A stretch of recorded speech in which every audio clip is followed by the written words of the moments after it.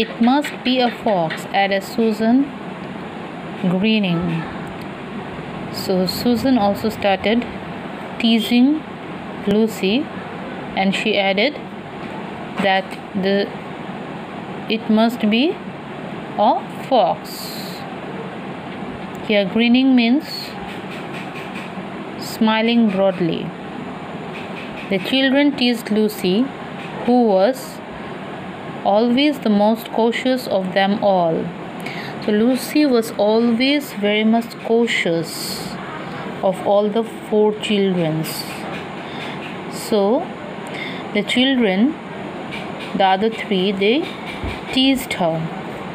Lucy was so petrified that she decided to ignore them and just go to bed.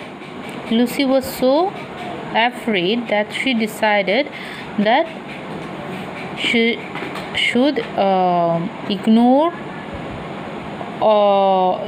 them all, and just she need to go to bed.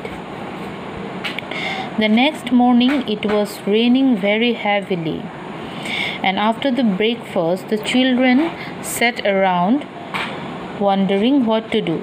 The children there in that house really don't have anything to do, and after the breakfast they were wondering what to do to engage themselves. I think we should explore the house. You never know, there might be a lovely adventure waiting for us somewhere in this house, suggested Peter. Now, Peter suggested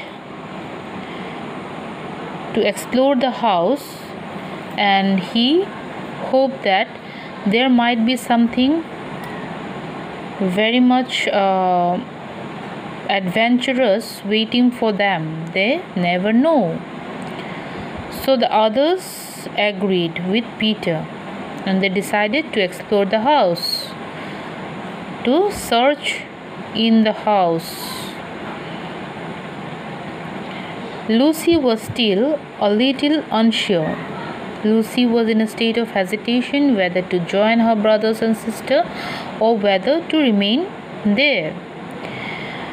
But she would not be left behind, and as she was little afraid, so she thought she should join the other children. So they all set off to explore the enormous house. It was a kind of house that seemed never to end. There were doors everywhere leading to empty bedrooms or hallways. So there were doors everywhere. Here, there, everywhere there were doors, and whenever they open the door, they get into an empty bedrooms or hallways. The children began to explore every room.